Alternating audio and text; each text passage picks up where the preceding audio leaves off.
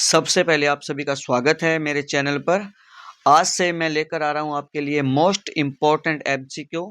चाहे आप किसी भी चीज़ की तैयारी करते हैं, चाहे आप स्टाफ नर्स की, एएनएम की, सीएचओ की या अन्य कोई भी नर्सिंग एग्ज़ाम आप किसी भी बैच से तैयारी करते हैं, आपके लिए रोज़ाना के 50 मोस्ट इम्पॉर्टेंट एमसीक्यू मैं इस चैनल पे डालता रहूँगा। तो चलिए दोस्तों, आप सभी का स्वागत है। ज़्यादा समय ना लेते हुए हम स्टार्ट करते हैं आज की जो 50 एमसीक्यू की हमारी क्लास है। और रोज़ाना आपको सुबह 7 बजे इसी चैनल पे आपको रोज़ाना की क्लास मिलेगी। तो चलिए दोस्तों, सबसे पहला जो हमारा सवाल रहेगा, क्वेश्चन है त्वचा की ऊपरी सतही परत क्या कहलाती है। तो दोस्तों इसका जो जवाब है, 4 ऑप्शन दिए हैं, डर्मिस, एडिपोज, सबक्यूटेनियस, एपिडर्मिस। तो इसे एपिडर्मिस बोलते हैं। इसका जो आंसर रहेगा वो डी रहेगा। दूसरा जो हमारा क्वेश्चन है, त्वचा का रंग किसके द्वारा प्रभावित होता है। तो ब्लड में पित्त वर्णक का स्तर, एचबी सैचुरेशन का स्तर, मेलेनिन, तो ये तीनों के द्वारा ही प्रभावित होता है। तो इसका जो आंसर रहेगा वो उपरोक्त सभी रहेगा, डी। तीसरा जो हमारा क्वेश्चन है, निम्न में से कौन सा वर्णक जो त्वचा के रंग के लिए जिम्मेदार होता है। तो ये मेलेनिन होता है फ्रेंड्स। हमारा जो आंसर रहेगा वो बी ऑप्शन की तरफ हम जाएंगे। फोर्थ नंबर जो हमारा क्वेश्चन है, पिगमेंट मेलेनिन किसके द्वारा स्रावित होता है। तो फोर्थ का जो आंसर रहेगा वो मेलेनोसाइट रहेगा। इसका आंसर हमारा डी रहेगा। नेक्स्ट क्वेश्चन की अगर हम बात करें तो निम्न में से त्वचा के कार्यों में शामिल है। इसमें ऑप्शन दे रखे हैं, विटामिन डी का निर्माण, प्रोटेक्शन सुरक्षा, शरीर के तापमान का नियमन और उपरोक्त सभी। तो मैं दोस्तों आपको बता दूं कि त्वचा के कार्य ये सभी होते हैं, तीनों जो कार्य है वे त्वचा के हैं। तो इसका जो आंसर रहेगा वो उपरोक्त सभी रहेगा, अर्थात डी ऑप्शन।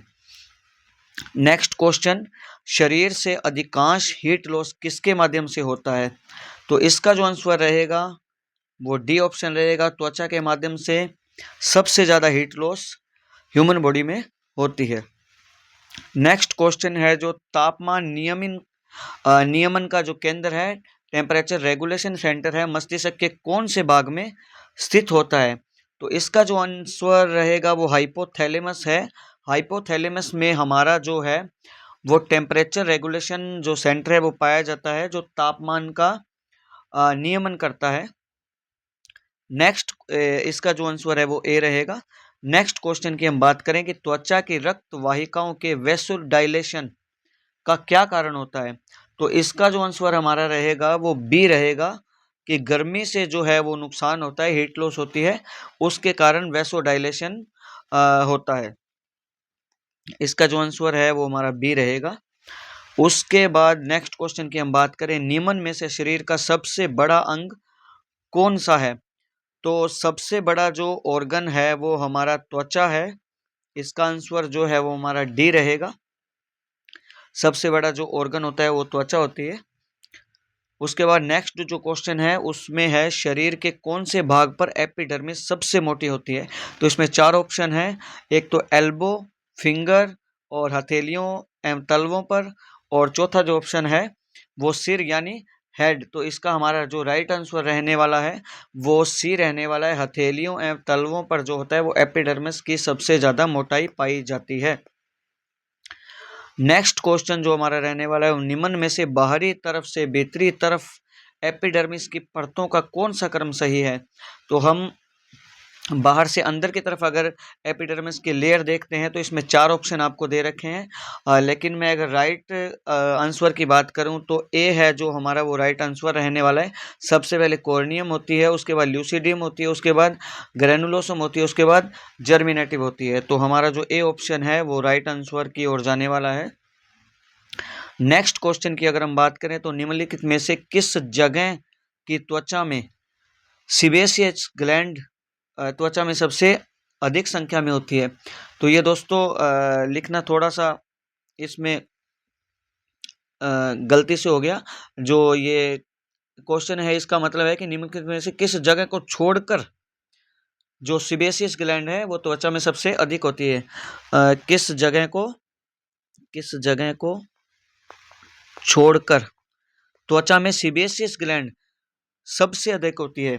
तो इसका जो राइट आंसर हमारा रहने वाला है वो सी है, सोल ऑफ द फीट, जो पैर के तलवे होते हैं उसको छोड़कर जो होती है सीबेसियस ग्लैंड तीनों में संख्या में अधिक होती है, एक्जिला, ग्रोइंस और फेस में। तो इसका राइट आंसर सी है।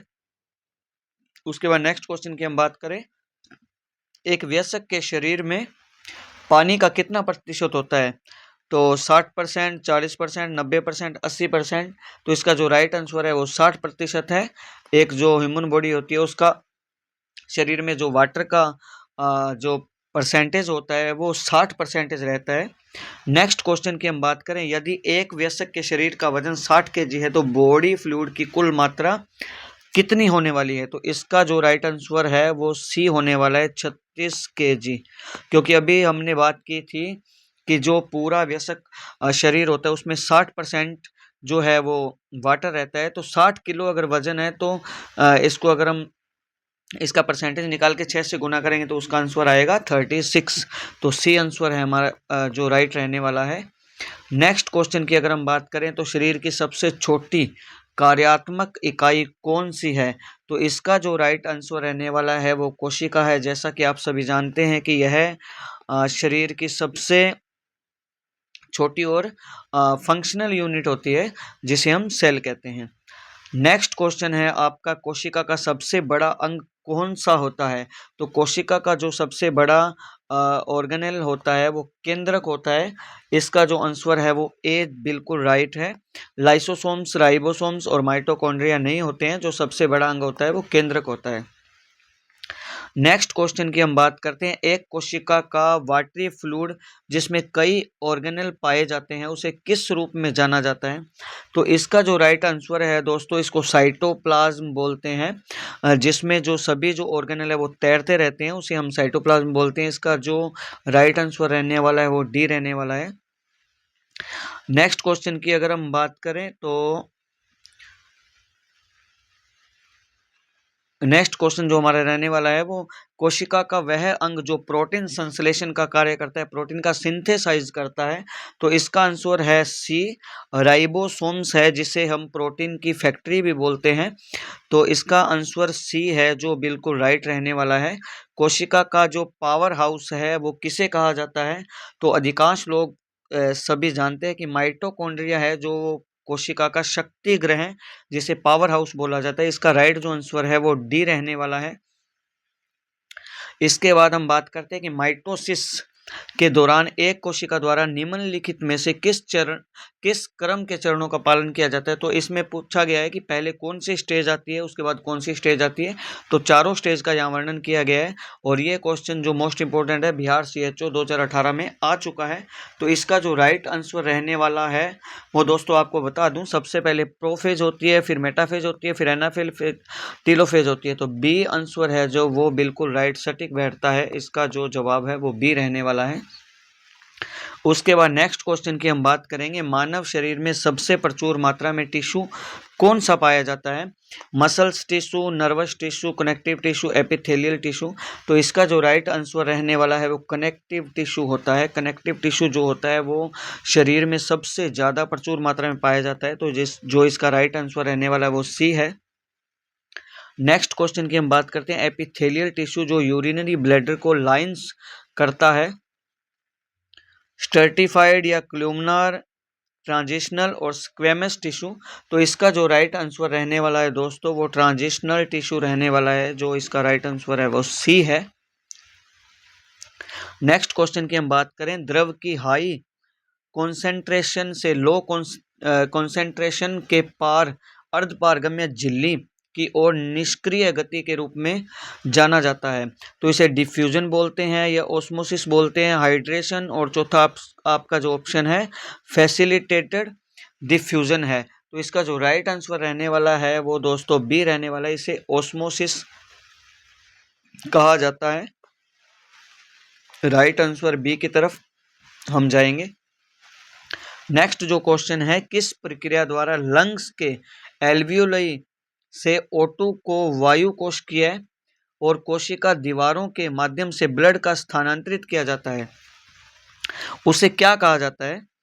उस प्रक्रिया को तो इसे हम सुगम प्रसार कहते हैं, या प्रसारण बोलते हैं, या प्रसार बोलते हैं, या एक्टिव ट्रांसपोर्ट बोलते हैं।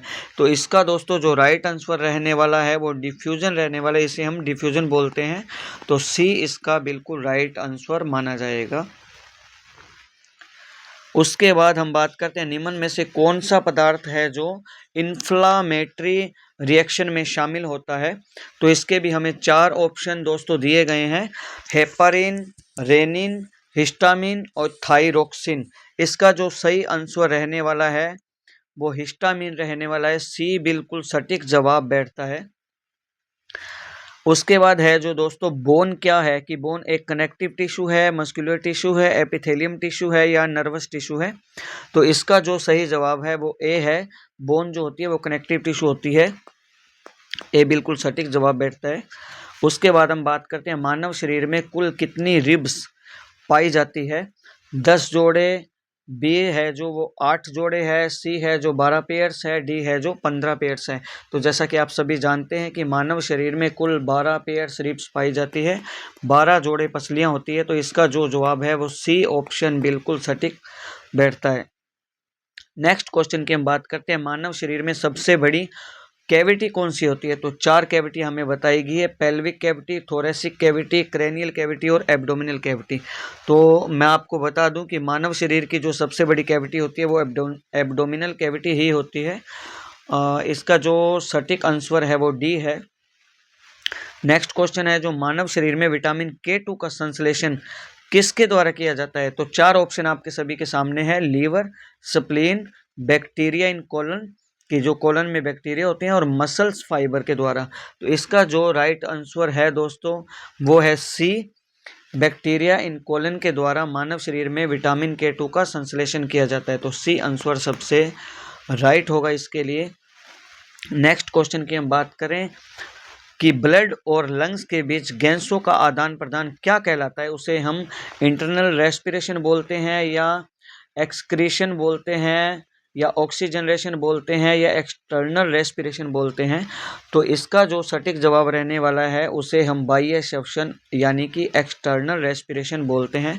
तो डी आंसर है जो इस पे सबसे सटीक बैठता है। नेक्स्ट क्वेश्चन की मैं बात करूं, ब्लड और सेल्स के बीच जो गैसों का आदान प्रदान है उसे क्या कहा जाता है। तो ये क्वेश्चन RUHS 2018 में पहले भी पूछ चुके हैं, तो मोस्ट इंपॉर्टेंट क्वेश्चन है। इसका जो ऑप्शन है internal respiration, excretion, external respiration, या ऑक्सीजनरेशन। तो इसे क्या बोलते हैं दोस्तों, इसका जो है सटीक आंसर ए होगा, इसे इंटरनल रेस्पिरेशन बोला जाता है। नेक्स्ट क्वेश्चन है जो हमारा फेरिनेक्स होता है, ग्रसनी जिसको बोलते हैं, उसकी लंबाई लगभग कितनी होती है। तो आपके सामने 4 ऑप्शन है, 6 से 8 सेमी, 12 से 14 सेमी, 50 से 54 सेमी और 20 से 25 सेंटीमीटर। तो इसका जो राइट आंसर है दोस्तों वो 12 से 14 सेमी होती है। जो हमारी फेरिनेक्स की लंबाई होती है वो 12 से 14 सेमी होती है। जो इसका राइट आंसर है वो बी है। यह आपका 32 नंबर का सवाल था। इसके बाद आपका जो 33 नंबर है नेक्स्ट क्वेश्चन, ऑडिटरी जो ट्यूब होती है वो किस में खुलती है, जिसको हम श्रवण नलिका भी बोलते हैं। तो ओरोफेरिनेक्स, लेरिंजोफेरिनेक्स और नेजोफेरिनेक्स, या नॉन ऑफ द अबो। इसका मतलब है कि इस तीनों में से कोई नहीं है। तो इसका जो सटीक आंसर है दोस्तों वो नेजोफेरिनेक्स होगा। जो हमारी ऑडिटरी ट्यूब होती है वो नेजोफेरिनेक्स में जाकर के खुलती है। नेक्स्ट क्वेश्चन की अगर हम बात करें तो कौन सी संरचना को वॉइस बॉक्स के रूप में भी जाना जाता है। तो दोस्तों आप जैसा कि जानते हैं हमारा जो वॉइस बॉक्स होता है वो लैरिनेक्स होता है। इसका जो सटीक आंसर है वो बी है। लैरिनेक्स को हमारा जो स्वर बॉक्स या वॉइस बॉक्स बोला जाता है। तो इसका राइट आंसर है जो बी होगा।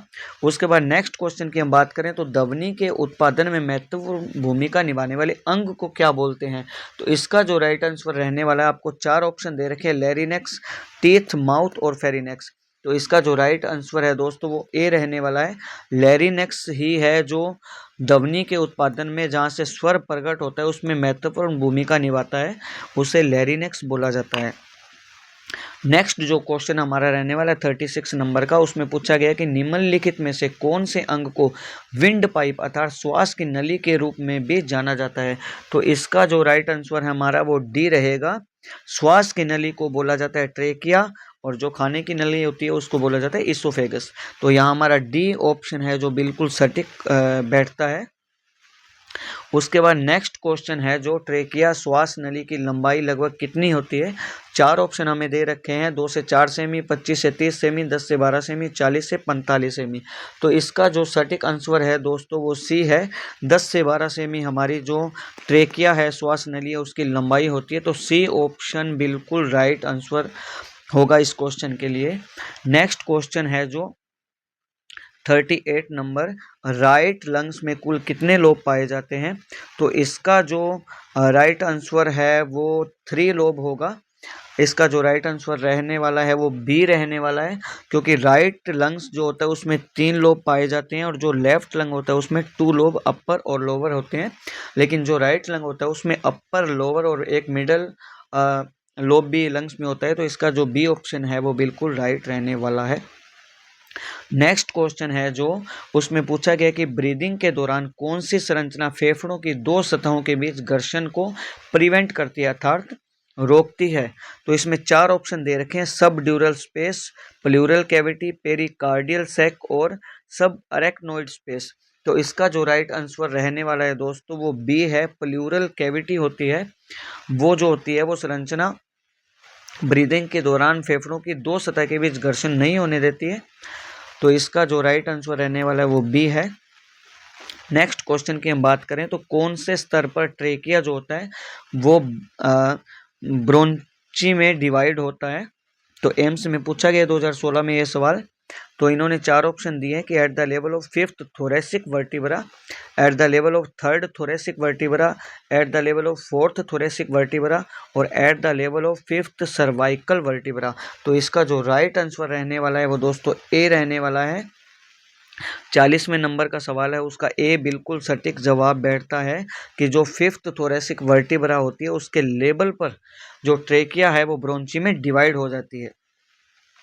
नेक्स्ट जो क्वेश्चन है उसमें पूछा गया कि मानव शरीर में सरफेक्टेंट का क्या कार्य होता है। तो इसमें 4 ऑप्शन दे रखे हैं कि सरफेस टेंशन को कम करता है, यह एल्वियोलाई को ड्राई होने से बचाता है, एक्सपीरेशन के दौरान यह एल्वियोलर वॉल के घर्षण को रोकता है और इसमें से उपरोक्त सभी, मतलब ये तीनों कार्य करता है। तो इसका जो सटीक आंसर रहने वाला है वो उपरोक्त सभी है। तीनों ही मानव शरीर में सरफेक्टेंट के कार्य होते हैं। तो इसका जो राइट आंसर रहने वाला है वो हमारा डी रहेगा दोस्तों। 42 नंबर का सवाल है आपके लिए, इंस्पिरेशन के लिए कौन सी स्थिति विशेष होती है। तो इंटरकोस्टल जो मसल्स का संकुचन या डायफ्राम का संकुचन या इंटरकोस्टल मसल का फैलाव या ए और बी दोनों। तो 4 ऑप्शन आपको दे रखे हैं, इसमें जो सही ऑप्शन है वो डी है कि ए और बी दोनों ही इसका जवाब है। तो आप डी को करेक्ट मानिए, इसका जो राइट आंसर है वो डी है। 43 नंबर का सवाल आपके लिए रहेगा एमसीक्यू, रेस्पिरेशन के प्रत्येक चक्कर के दौरान फेफड़ों में अंदर और बाहर जाने वाली वायु की मात्रा क्या कहलाती है। इंस्पिरेटरी रिजर्व वॉल्यूम या टाइडल वॉल्यूम या रेसिड्यूल वॉल्यूम या इंस्पिरेटरी कैपेसिटी। तो 43 नंबर का जो सवाल है उसका राइट आंसर जो रहने वाला है वो बी है, इसे हम टाइडल वॉल्यूम के नाम से जानते हैं। तो बी है जो इसका वो बिल्कुल राइट आंसर रहने वाला है। नेक्स्ट जो सवाल है, हवा की अतिरिक्त मात्रा जिसे मैक्सिमम इंस्पिरेशन के दौरान इंस्पायर्ड किया जाता है किसके रूप में जाना जाता है। तो इसके 4 ऑप्शन हैं, inspiratory reserve volume, tidal volume, residual volume, inspiratory capacity. तो 44 नंबर का जो क्वेश्चन है उसका सही जवाब है इंस्पिरेटरी रिजर्व वॉल्यूम के नाम से इसे जाना जाता है। तो इसका राइट आंसर जो रहने वाला है वो है ए। नेक्स्ट क्वेश्चन है जो श्वसन के अंत में वायुमार्ग और एल्वियोलाई में शेष बची वायु की मात्रा को क्या कहा जाता है। तो vital capacity, functional residual capacity, expiratory reserve volume और रेजिडुअल वॉल्यूम। तो 45 का जो राइट आंसर हमारा रहने वाला है वो है बी, फंक्शनल रेजिडुअल कैपेसिटी बोलते हैं जो श्वसन के अंत में वायुमार्ग और एल्वियोलाई के बीच में जो शेष बची वायु होती है उसको। तो इसका जो राइट आंसर रहने वाला है वो हमारा बी है। नेक्स्ट क्वेश्चन है जो वायु का वह अधिकतम आयतन जो फेफड़ों से अधिकतम निष्कासन के दौरान बाहर छोड़ी जा सकती है क्या कहलाता है। तो चार ऑप्शन हमें दे रखे हैं, vital capacity, functional residual capacity, expiratory reserve volume और रेसिड्यूल वॉल्यूम। तो इसका जो राइट आंसर हमारा रहने वाला वो सी है, इसे हम एक्सपीरेटरी रिजर्व वॉल्यूम बोलते हैं। तो सी आपके लिए बिल्कुल सटीक जवाब बैठता है। इसके बाद 47 नंबर सवाल है जो क्वेश्चन है हमारा एमसीक्यू, उसमें बोला है कि फोर्सफुल एक्सपीरेशन के बाद लंग्स में रिमेनिंग एयर जो शेष हवा है उसको क्या कहा जाता है। Vital capacity, functional residual capacity, expiratory reserve volume और रेसिडुअल वॉल्यूम। तो इसका जो हमारा जवाब रहेगा वो हमारा डी रहेगा, जिसे हम रेजिडुअल वॉल्यूम के नाम से जानते हैं। तो डी जो ऑप्शन है वह बिल्कुल सटीक बैठता है। उसके बाद नेक्स्ट जो क्वेश्चन है उसमें पूछा गया कि वाइटल कैपेसिटी को मेजर करने का फॉर्मूला क्या है, उसे मापने का फॉर्मूला क्या है, और ये एम्स में 2019 में पूछा गया क्वेश्चन है, मोस्ट इंपॉर्टेंट है, नोट कर लीजिएगा। तो हमारे पास चार ऑप्शन है जिसमें से सही ऑप्शन की अगर मैं बात करूं तो सही ऑप्शन आपके पास ए है। ए में उसे जो वाइटल कैपेसिटी को मेजर करने का फॉर्मूला होता है वो हम इससे करते हैं, tidal volume plus inspiratory reserve volume plus expiratory reserve volume. तो ए जो आंसर है वो इसके लिए सबसे सटीक बैठता है। नेक्स्ट क्वेश्चन की अगर मैं बात करूं तो इसमें पूछा गया कि इंस्पायर्ड एयर में अधिकतम O2 की मात्रा कितनी होती है। तो जो हम सांस अंदर लेते हैं उसमें जो O2 होती है वो 21% होती है। तो इसका जो राइट आंसर है वो डी बन के आता है दोस्तों। उसके बाद जो नेक्स्ट हमारा लास्ट सवाल है उसमें एमसीक्यू में पूछा गया कि इंस्पायर्ड जो एयर होती है उसमें नाइट्रोजन की मात्रा कितनी होती है। तो जैसा कि आप सभी जानते हैं कि वायुमंडल में नाइट्रोजन जो 78% होता है, तो हमारे द्वारा जो इंस्पायर्ड एयर होती है उसमें नाइट्रोजन की मात्रा 78% ही होती है, अर्थात सी जो है वो सबसे सटीक आपका ऑप्शन बनता है। तो दोस्तों मैंने जो 50 एमसीक्यू है वो करवा दिए हैं आपको। तो आई होप आपको वीडियो अच्छा लगा होगा दोस्तों। अगर वीडियो अच्छा लगे तो आप शेयर करें, चैनल को सब्सक्राइब करें और बेल आइकन को दबाएं, जिससे मेरी आने वाली सभी वीडियो सबसे पहले आपके पास पहुंच सके। और कमेंट करें, शेयर करें, लाइक करें। और दोस्तों नेक्स्ट वीडियो सुबह 7 बजे आपको रोज़ाना जो चैनल है उस पर मिलती रहेगी, और 50 एमसीक्यू मैं रोज़ाना के आपको करवाता रहूँगा, ताकि आप किसी भी नर्सिंग एग्ज़ाम की, CHO एग्ज़ाम की, ANM एग्ज़ाम की तैयारी कर रहे हैं तो आपकी कुछ हेल्प हो सके उसमें। तो आज के लिए दोस्तों इतना ही। जय हिंद, जय भारत।